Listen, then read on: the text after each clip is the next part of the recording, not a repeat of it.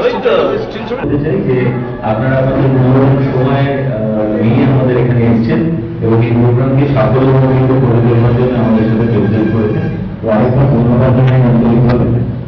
এটা আমাদের কাছে সৌভাগ্য যে আপনাদের মতো প্রত্যেকটা গরিব মানুষের প্রত্যেকজন যারা কাস্টমার হিসাবে, আইসি বস্তু হিসাবে, এসএ বন্ধু হিসাবে আমাদের প্রতি কিন্তু সাহায্য করে গেছেন এবং একটা নতুন দৃষ্টান্ত ক্রিয়েট করার জন্য, নতুন দিশা দেখাবার জন্য সবসময় আমাদেরকে সচেষ্ট করে রেখেছেন। আপনাদের কাছে একটা খুশির খবর জানাই যে বাজাজ অ্যালিয়েন্স লাইফ ইন্স্যুরেন্স এমন একটা কোম্পানি যারা প্রত্যেক বছরই প্রত্যেক সময় কিছু না কিছু বিগত 15 বছর ধরে নতুন কাজ করে এসেছে, নতুন দিশা দেখিয়েছে যাতে মানুষ নতুন ভাবে অনেক কিছু পায়। 1947 সালে নতুন সূত্র উদ্ভাবন হয়েছিল, এক্স্যাক্টলি সেইভাবে আজকে 14 অগস্ট 2018 আমাদের একটা নতুন ভিজন ক্রিয়েট হয়েছে যার নাম হচ্ছে মেমোরি ভিজন। তো এই জোরে ভাষা বলেছেন, আরো জোরে ভাষা বলেছেন এবং এই ভিজন ক্রিয়েট হওয়ার পেছনে মেন স্থপতি যদি বলেন, প্রধান স্থপতি বা প্রধান সেনাপতি হচ্ছেন আপনারা, প্রধান নির্মাণ হচ্ছে আপনারা, আপনাদের দ্বারাই এই ভিজন ক্রিয়েট হয়েছে। আজকের এই অনুষ্ঠানে আমাদের বিভিন্ন ধরনের প্রোগ্রাম রয়েছে, বিভিন্ন অনুজ্ঞ আলোচনা। जनगण मन अधिनायक जय हे भारत भाग्य विधाता। पंजाब सिंध गुजरात मराठा द्राविड उत्कल बंगा। विंध्य हिमाचल यमुना गंगा उच्चल जलधि तरंगा। तव शुभ नामे जागे, तव शुभ आशीष मांगे। गाहे तव जय गाथा, जन गण मंगलदायक जय हे भारत भाग्य विधाता। जय हे जय हे जय हे जय जय जय जय हे।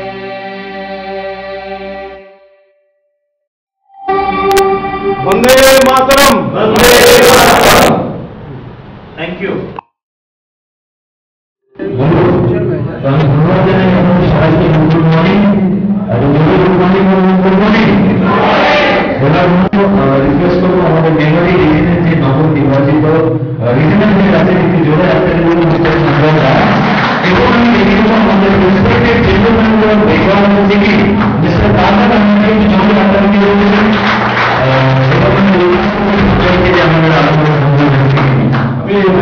ভালোভাবে প্রিন্সিপাল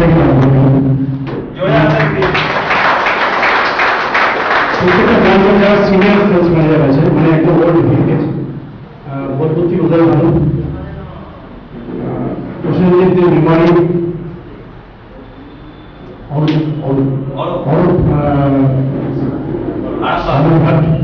আরামবাগ থেকে অরূপ, ভারত থেকে আমি কাস্টমার আমার উপস্থিতকে ডাকবো।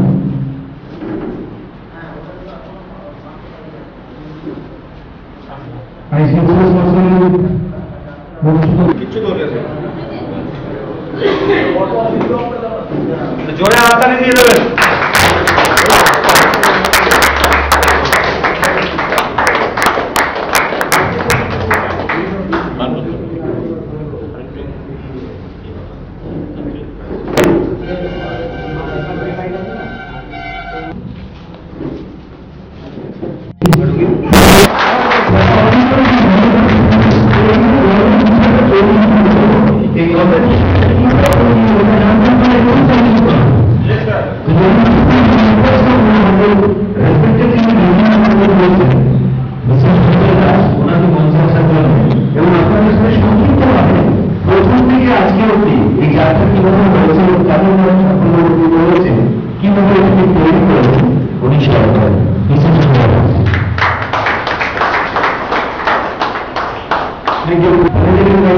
কোম্পানির ঢুকে আজকে অবাক লাগছে যে সেদিনকে এমনই অফিসের যে চেয়ারটা ছিল, এমনই কিছু চেয়ার ছিল, আর 3 একটা টেবিল ছিল, একটা জাস্ট 100-200-400 স্কয়ার ফিটের রুম ছিল। তো প্রথমে এই ব্রাঞ্চে চালাতে না আমরা টিম লিডার হিসাবে, তো আমাদের আমি তখন বেঙ্গল গ্রুপে আমরা ছিলাম, আর বেঙ্গল ম্যান ছিলেন আমার এখন রেসপেক্টেড জিএম স্যার, উনি বেঙ্গল ডিস্ট্রিক্ট কল করতে হবে, এখান থেকে আমরা ব্র্যান্ডেড কল করতে হবে, এদিক থেকে আমাদের বর্তমান আছে, তাহলে একটা জিওগ্রাফি লোকেশনটা হয়েছিল। প্রথম দিন আসার সঙ্গে সঙ্গে আমার মনে হলো এই গ্রামটাতে কাজ করলে কি হবে, টোটাল এগ্রিকালচার টোটাল এরিয়া আমরা কভার করতে পারবো। তো যাই হোক, একটা ব্রাঞ্চ 67 লাখ বিজনেস করেছিল সেই ফাইন্যান্সিয়াল ইয়ারে 7-8-এ। তো 8 সালের প্রথমে আমি যখন ব্রাঞ্চে পা দিই তখন প্রসেনজিৎ রয় এবং প্রসেনজিৎ দেব ব্রাঞ্চে পেয়েছিলেন। প্রসেনজিৎ দেব দুজন আজকে আছে। তো প্রসেনজিৎ রায়কে পেয়েছিলাম আমি আইসিসি, আজকে প্রসেনজিৎ রয় সেলস ম্যানেজার এবং প্রসেনজিৎ দেব আমাদের সিনিয়র ম্যানেজার আছে, ওকে পেয়েছিলাম। তো সেই বছর আমাদের ব্রাঞ্চের পজিশন ছিল, এটা আমি ওখানে প্রথম বলবো। তো নাম না দিলেই নয়, সিনিয়র ছিলেন আমাদের পুলক স্যার, পুলক ব্যানার্জি আমাদের দাদা। প্রথম দিনের সঙ্গে আমাদের সঙ্গে হাত দিলেন, হাতে হাত দিলেন, এবং ইন্স্যুরেন্স কনসালটেন্ট যারা ছিল সেই সময় অনেক পোস্টাল ম্যানেজার ছিলেন, অনেক মানি মার্কেটের লোকজন ছিলেন, তারা এসে ব্রাঞ্চটাকে ধরলেন এবং একটা মিটিং আমরা করলাম। স্কেলে এই দৃষ্টিতে করেছিলাম যে ব্রাঞ্চটাকে শুরু করতে হবে, ব্রাঞ্চটাকে পজিশন দিতে হবে। সবাই আমার কথা বুঝতে পারছেন? তো ব্রাঞ্চটাকে একটা পজিশন দিতে হবে। তো চেষ্টা করলাম যে প্রথম মাসেই একটা মিটিং করলাম, জাস্ট যেভাবে আমরা রিভিউ করেছি সেইভাবে আমরা করলাম, মিটিং করলাম কৃষ্টিতে মেমোরিতে। তো গ্যাদারিং এরকমই টাইপের হয়েছিল, জাস্ট 50-60 জনেরই গ্যাদারিং হয়েছিল। তো তারপরে আমরা শুরু করলাম, মিটিং থেকে শুরু করলাম যে আমাদের মেমোরি থেকে একটা পরিচিতি দিতে হয়। পরিচিতি দেওয়া মানে কি, পরিচিতিটা এই লেভেল হবে যেটা আমাদের ন্যাশনাল লেভেলে ঠিক আছে। তো ন্যাশনাল লেভেল বলতে আমাদের একটা ইন্টারন্যাশনাল ক্লাব মেম্বারের মাথায় আমার মধ্যে ছিল, যেহেতু রানীগঞ্জ ব্রাঞ্চে কাজ করতাম। তো সেই বছরে প্রসপেক্ট করলাম আমরা 4 জন ইন্ডিয়া ক্রিকেট কোচ। আমার নাম মনে আছে তাদের এখনো, তারা আমাদের সঙ্গে এখনো আছে, চন্দ্রজ্যোতি ঘোষ। সেই ফাইন্যান্সিয়াল উনি ইন্ডিয়াটি হলেন, জোরে আত্মীয় ওনার জন্য। উনিও সেই বছর ইন্ডিয়াটি আমরা করলাম। আর একজন ছিলেন অপরেশ মিশ্রা, ওনাকেও ইন্ডিয়াটি করলাম। আর একটু জন মিশন ছিল প্রসেনজিৎ রয়, যার ফ্যামিলি করে কাজ করতো, খুব ভালো, মানে জাস্ট 1-2 লাখের জন্য। তো প্রথম ফাইন্যান্সিয়াল ইয়ারে আমরা একটা 57 নম্বর র্যাঙ্ক থেকে ব্রাঞ্চটাকে দাঁড় করিয়ে 67 লাখ ব্যবসা করেছিল। প্রথম বছরই আমরা 2 কোটি ব্যবসা করতাম এবং ইন্টারন্যাশনাল। তারপর থেকে আমাদের জয়যাত্রা শুরু। আমাদের সঙ্গে বহু কাস্টমার আমাদের সঙ্গে এখনো যারা প্রথম থেকে আছেন, মানে 36টা ইউরোপ দরকার ছিল, 36টা ইউরোপ, মানে উনি ওনার প্রিমিয়াম হয়ে গেল 25টা, কিন্তু 50টা ইউরোপি করতে হবে। তো লাস্ট দিয়ে সিঙ্গেল 36টা ইউরোপি করে ওনার ডায়মন্ড ক্লাব মেম্বার হবে। তো সেই লোক এখনো বসে আছে, 36টা ইউরোপি এক দিয়ে বলবেন। আমি একটা একটু বলবো, এক দিয়ে 36টা আমি বলেছিলাম যেটা করতে হবে ডায়মন্ড ক্লাবের কথা। তো কিভাবে করতে হবে সেটা আমরা আজকে কিন্তু করেছি। তো তারপরে আমাদের সঙ্গে অনেকে এসেছেন, আমাদের সদ্য মাস্টারমশাই এসেছেন, আমাদের ভরপ্রসাদ বাবু, এখানে আমাদের ব্রাঞ্চের প্রতি অনেক প্রচুর শিল্পী ওনার মধ্যে আছে। ব্রাঞ্চ মানে বিরাট ব্যাপার আমাদের কাছে। তো আজকে যে অনুষ্ঠানটা আমরা আয়োজন করছি সেটা কিন্তু আমাদের এখানে বলছিল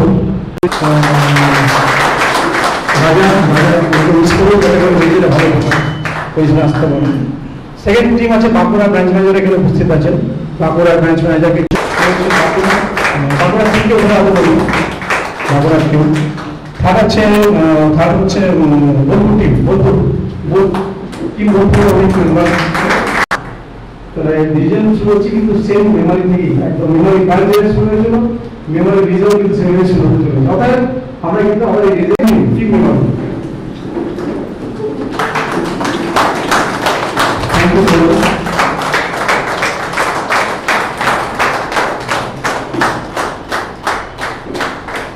এইটা হচ্ছে আমাদের সুন্দর ফ্যামিলি, ছোট ফ্যামিলি। যাই হোক, বাড়িতে একটা কথা বলি, প্রশ্ন সিদ্ধান্ত, বাড়িতে কি হয়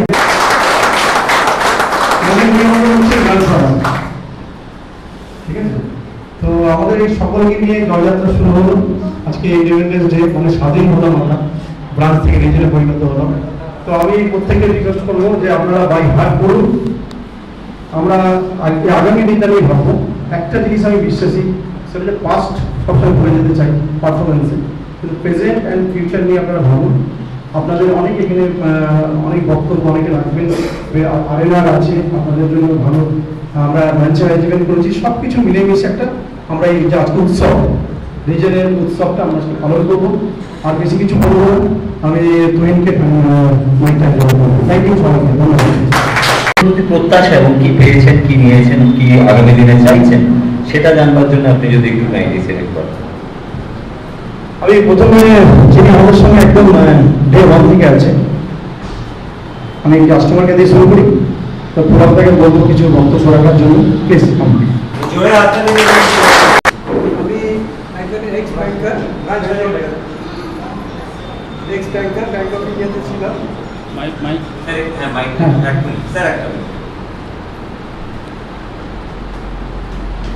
দু 2009 আমি রিটায়ার করে গেছি অলরেডি। এখন তারপরে আমি মুথুট ফিনান্সের বছর 6 মতো ম্যানেজার ছিলাম, ওখান থেকেও ছেড়ে দিয়ে চলে এসেছি। আর বাজাজ কোম্পানির সাথে প্রসেনজিৎ আমার বাড়ির পাশে দিদির বাড়ি, সেই সূত্রে ওর সাথে আলাপ। ও মাঝখানে আমাদের বাড়ি যেত তখনই ও শুরু করে আমাকে ধরে, যারা আপনাদের কিছু একটা করতে হবে, কিছু একটা করতে হবে। এভাবে করার পর আস্তে আস্তে ওই আমাকে নিয়ে যায়, আগেই নিয়ে যায়। এবং হ্যাঁ, আমার প্রসেনজিৎ আছে বাড়ির কাছে, ওই চলে আসে। আমাদের প্রোডাক্টের বিষয়ে কিছু বক্তব্য আপনার? ম্যানেজার আছে, উনি যা বলবেন সেটা আমাকে সেবা করেন। এমনি আপনি যে রিটার্ন পেয়েছেন আমাদের প্রোডাক্ট থেকে, তার বিষয়ে আপনার কোনো মতামত? ভালো খারাপ? ভালো তো নিশ্চয়ই, আগে যা রিটার্ন, প্রথম দিকে রিটার্নে খুবই ভালো পাইনি, যখন ইউনিক লিঙ্ক ছিল। তারপরে পরে অবশ্য রিভাইজ, সরকার থেকে রিভাইজ করার পরে মানে লসটা হয়নি। বলবেন কি বললেন ওনার পরিচয়টা? উনি হচ্ছেন এসপি মন্ডল, বড় বাবা। উনি হচ্ছেন পদ্মশ্রী এবং রাষ্ট্রপতি ডাক্তার, অর্থনীতি হিসেবে ভারতের নম্বর 1 ডাক্তার। জোরে হাততালি দিয়ে দেবেন। এবং রাষ্ট্রপতি আমাদের প্রধানমন্ত্রী বাড়ি যিনি ডাক্তার, নিউরোলজিস্ট, ওনারই ছাত্র, এবং উনি আমাদেরকে অনেক কিছু পরামর্শ দেন আগামী দিন চলার জন্য। ঠিক আছে, থ্যাংক ইউ। আমি অনেক কিছু বক্তব্য শুনবো, আমরা অতি আগ্রহে স্যারের বক্তব্য শুনবো। হ্যাঁ, নমস্কার।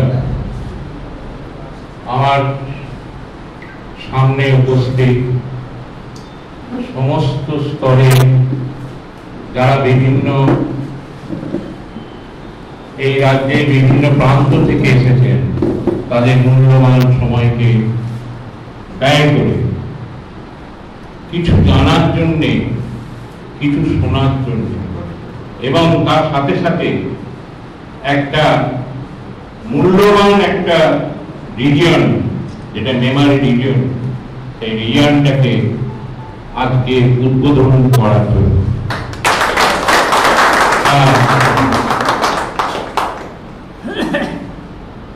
তাদের আমি মনে করি তাদের সকলকে আমার তরফ থেকে যথাযথ স্থানে সম্মান জানিয়ে আমি কয়েকটা কথা বলব।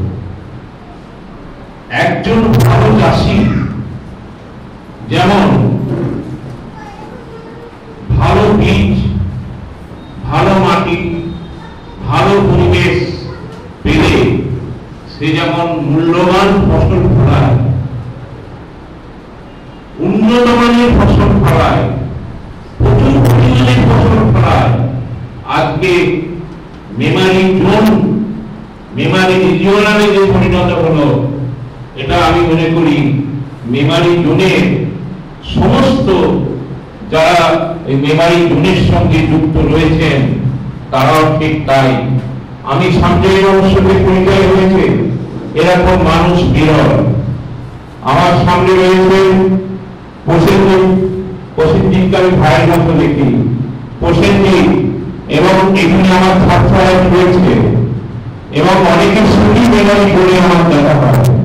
ওই জোনটাও ঠিক তাই, সেখানে রয়েছে ভালো বীজ, ভালো পরিবেশ, ভালো আবহাওয়া, ভালো চাষি। সেই জন্যই মেমারি জোন আর মেমারি রিজিওনালে পরিণত। সত্যি কথায় অমুক ব্যাংকটা খুব ভালো। Bank is signboard, bank is a signboard. ভালো in the sense the person concerned who was serving with the bank, or the right from manager to sub staff. Everybody is a prudent person, or the customer service. Customer service, এই জায়গাটা কিন্তু একটা সেলসের অফিসে থাকা উচিত। আর being a salesman সবসময় আমাদেরকে মনে রাখতে হবে, একটা কাস্টমার চলে যাওয়া মানে আপনার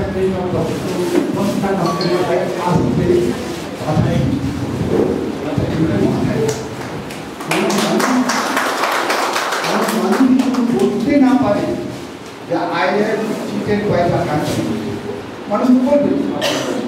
আর সেলসের অফিসে সবসময় খেয়াল রাখতে হবে সব সময় যে আপনি কিছু জানেন না, আপনি বেশি বলার আগে আপনি বেশি শুরু।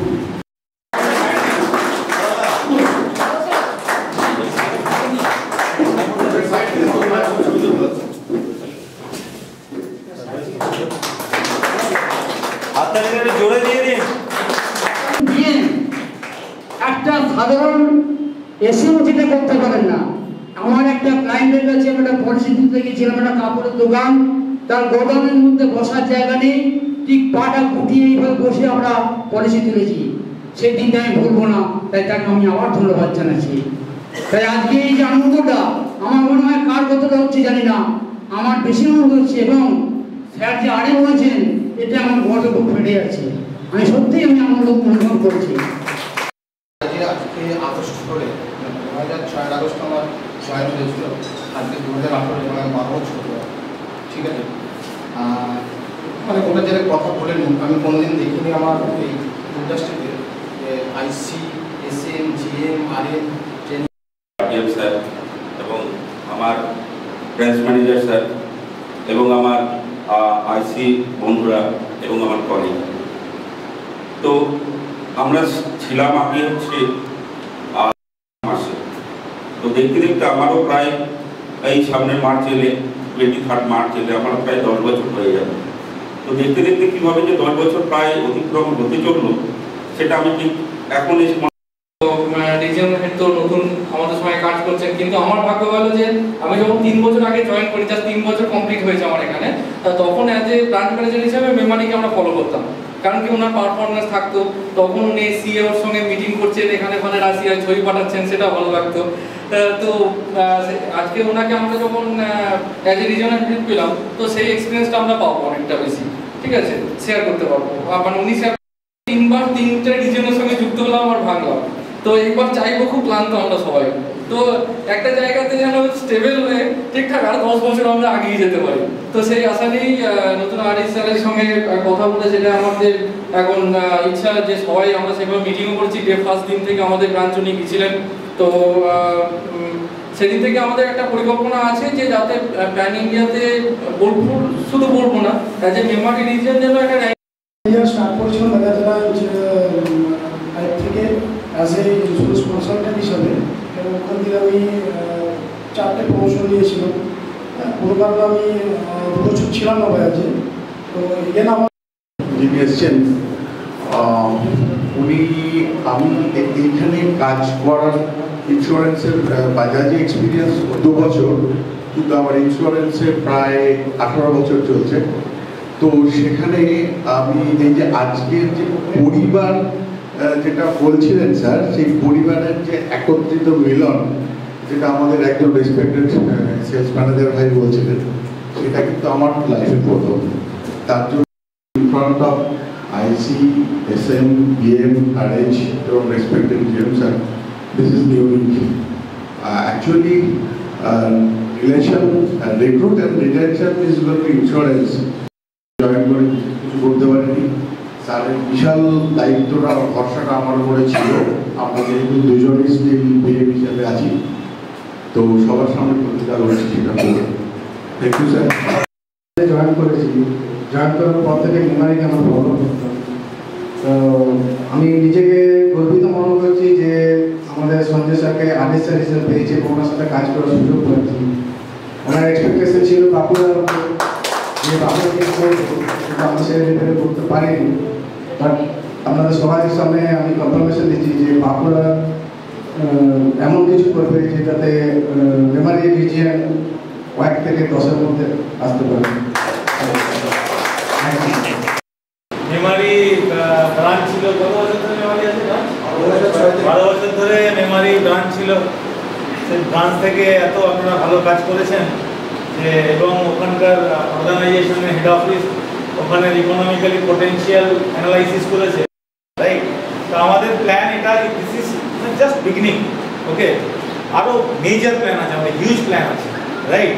খালি আপনারা আমাদেরকে সাপোর্ট করুন, আমাদেরকে যেরকম কাস্টমারদের বলছি যেরকম ভালোবাসার হাত বাড়িয়ে দিয়েছেন তা বাড়িয়ে রাখুন, আমাদেরকে শক্তি দিন যাতে আপনাদের যে টাকাটা নিয়েছি তাতে আরও ভালো করে পারফরমেন্স করতে পারি, যাতে আপনাদের কাছে টাকাটা আরও ভালো হারে ভালো ইন্টারেস্ট দিতে পারি। হ্যাঁ, এবার কি আমাদের অর্গানাইজেশনের কন্ডিশন আছে ওটা আমি শেয়ার করবো আপনাদেরকে। তো আমি এবং আজকে এখানে যে কাস্টমার, আইসি এবং আমাদের যে যারা লিডিং লিডার্স আছে তাদেরকে দেখে খুব ভালো লাগছে এবং খুব এনার্জেটিক লাগছে এবং খুব পোটেনশিয়াল এবং প্রমিসিং লাগছে যে আগামী দিনে আমরা যে স্বপ্নটা দেখতে চলেছি সেটা মনে হচ্ছে সফল হতে পারে।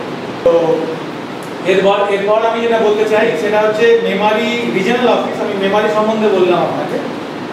মেমারি হচ্ছে রিজনাল অফিস মানে basically sales office plus administrative office, right?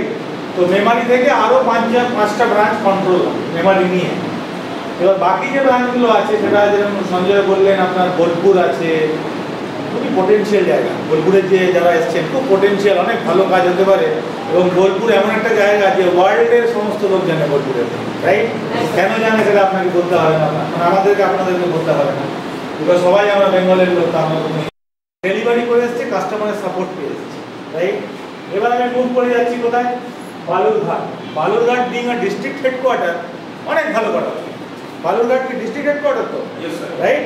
তো অনেক ভালো করছেন আপনারা, আরো ভালো জায়গায় আপনাদেরকে নিয়ে যেতে হবে। নেক্সট একটা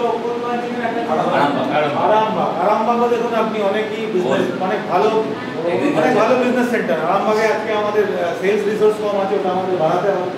আমাদের পুরনো লোক আছে, রাইট? তো আমাদের ওখানে অনেক ভিন্টেজ আইসিস আছে, আরামবাগও কিন্তু আমরা ভালো করতে পারি।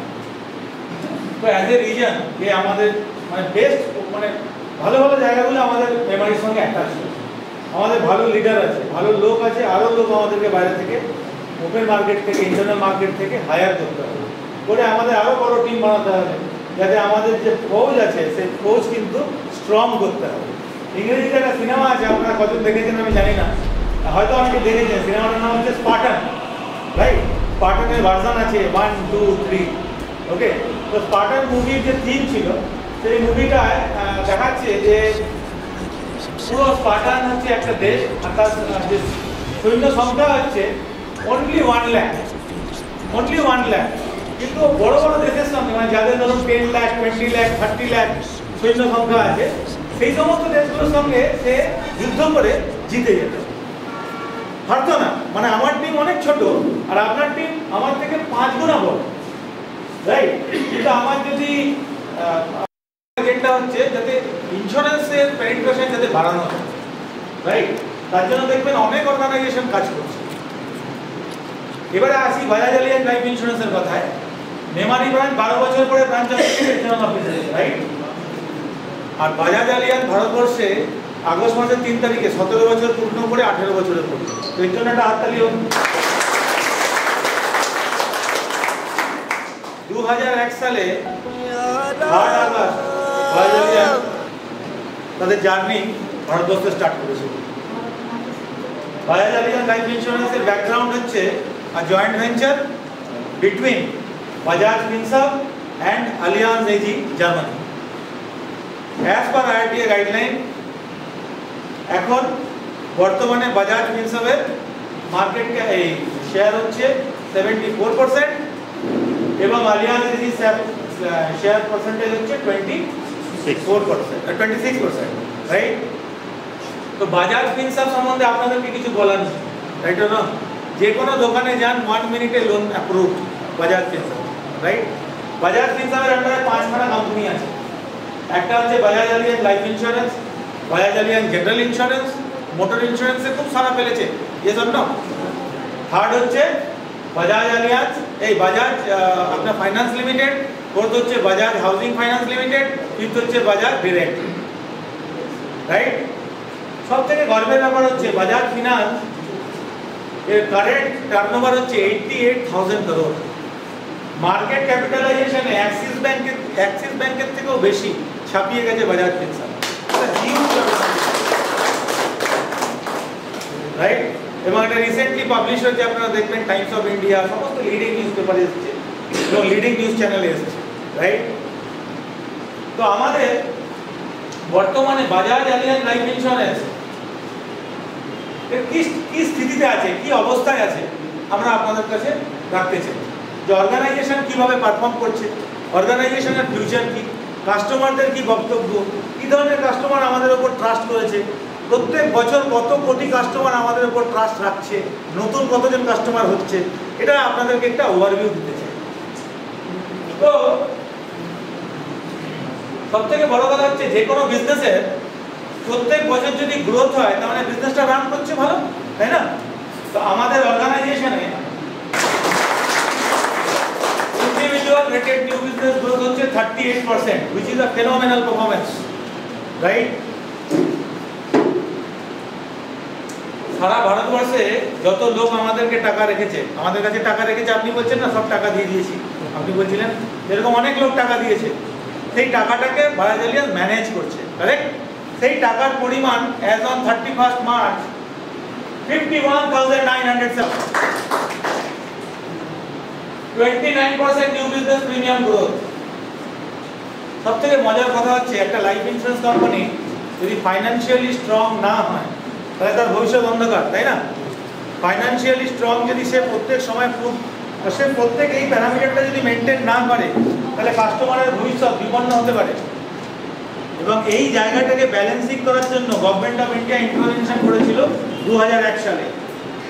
বলেছিল আপনারা যদি জীবন বীমা কোম্পানি চালাতে চান তাহলে আপনাকে মিনিমাম টাকা গচ্ছিত রাখতে হবে, আপনার প্রফিট হলো না লস হলো তো আমি জানি।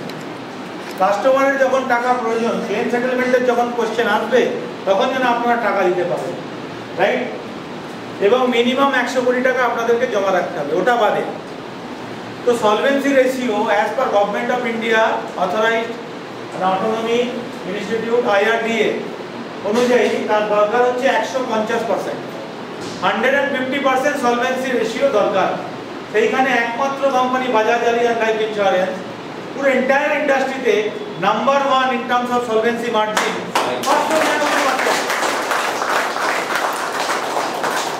যাদের কাস্টমাররা যারা এখানে আজকে উপস্থিত আছেন তাদেরকে দেখা, তারা ভালো করে দেখুন, এবং যারা আমাদের এমপ্লয়ি আছে তারা আপনারাও দেখুন, আপনারা মার্কেটে গিয়ে আপনাদের এইগুলো কনফিডেন্স দেন। 592% সলভেন্সি মার্জিন কোনো ইন্স্যুরেন্স কোম্পানির নেই, এবং প্রয়োজন রিকোয়ারমেন্ট হচ্ছে 150%। তাহলে অলমোস্ট কত?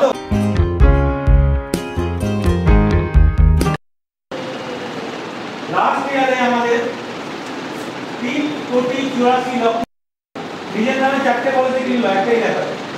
কিন্তু কত লোক বিশ্বাস রাখছেন বুঝতে পারছেন?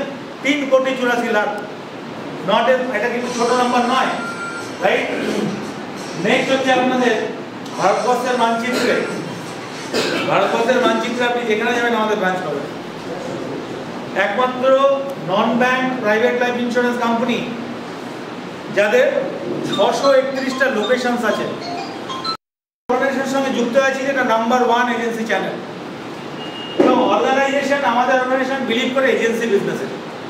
আপনি যদি গ্লোবালি দেখেন, পুরো অ্যাক্রস গ্লোব যদি দেখেন, তাহলে এজেন্সি বিজনেস মডেলই সবচেয়ে সাকসেসফুল বিজনেস মডেল, রাইট?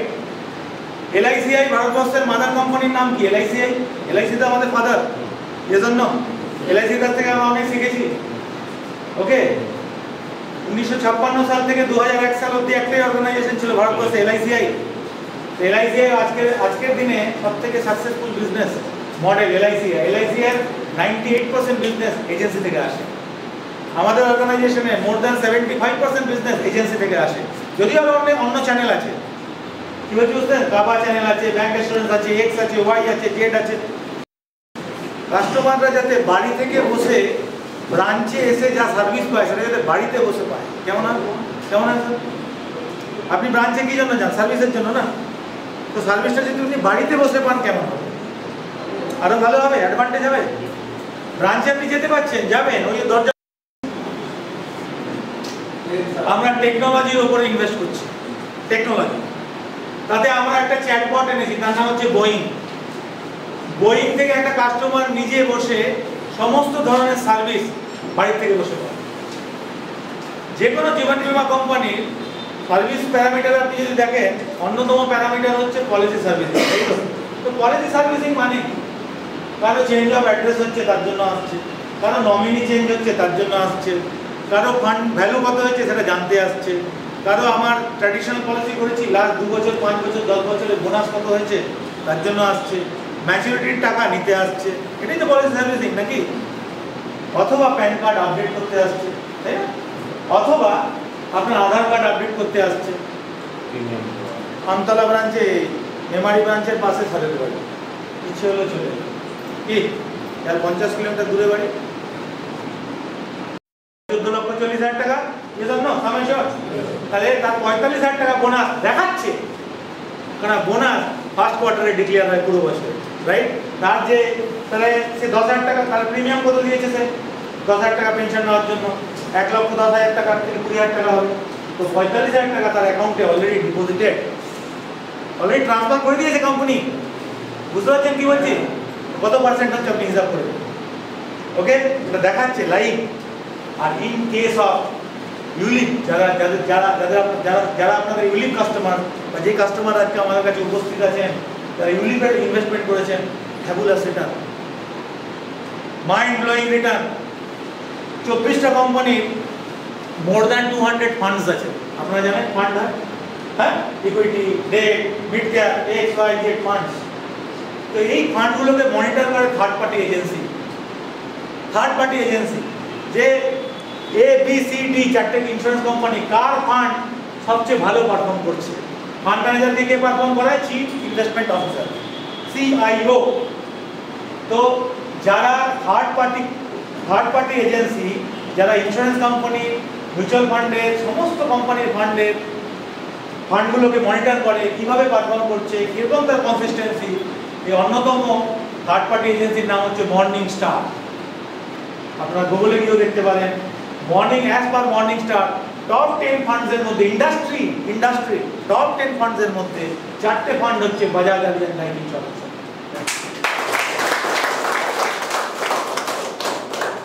এত হালকা হাত করে দিলে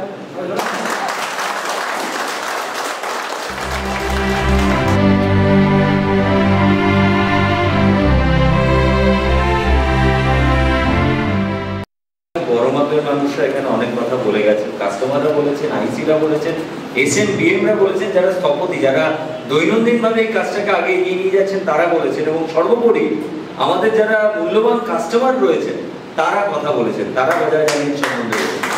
তারপরে আমার আর কিছু বলার তেমন থাকে না, তাও আমি দুটো জিনিস বলবো।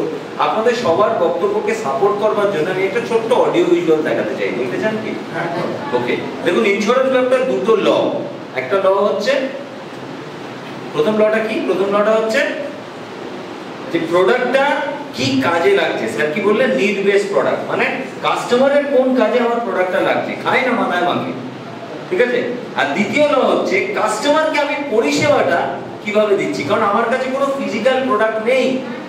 আমি কোনো পেন বিক্রি করি না, মোবাইল বিক্রি করি না, শার্ট বিক্রি করি না, টাই বিক্রি করি না, কিন্তু আমি এমন একটা জিনিস বিক্রি করি যে বিক্রি করাটার মাধ্যমে আমি তার ওই পেন, মোবাইল, শার্ট, সমস্ত কিছু জীবনের সমস্ত স্বাচ্ছন্দ্যের ব্যবস্থাপনা বিক্রি করি।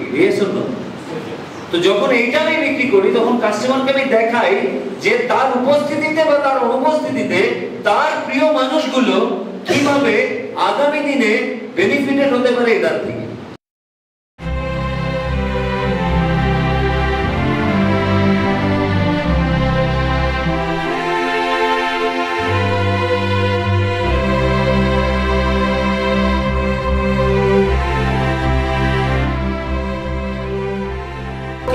থেকে 50 জন লোক ছিলেন যারা ওখানে গিয়ে কমিট করেছেন, আপনারা তো দেখেছেন লক্ষ্য করে, যে সুইজারল্যান্ডে যাব বলে সই করেছেন, এবং they have become deadly committed, wildly committed.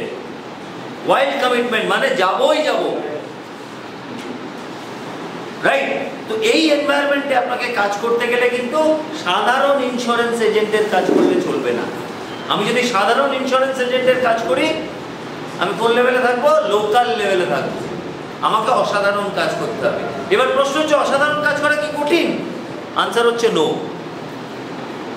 অসাধারণ কাজ করাও সহজ যদি আপনি ওটা ভাবেন, চিন্তা করেন যে ওটা সহজ। আমি কাউকে গিয়ে প্রিমিয়ামটা বলি না যে আপনাকে 2 লাখ দিতে হবে কি 3 লাখ টাকা, এটা আমি কখনোই বলি না। আমি ওনাকে মানে এইভাবে সেল করি যে ওনার সাম এশিওর কত পেলে ওনার ফ্যামিলিটা বাঁচবে, কত টাকা পলিসি করলে ওনার বিয়েটা উনি ধুমধাম করে দিতে পারবে। তখন কাস্টমার নিজেই আমাকে বলে তাহলে আমি এত টাকা প্রিমিয়াম এত বছর ক্যারি করতে পারবো। ফ্যান্টাস্টিক, এই জোরে হাততালি দিন।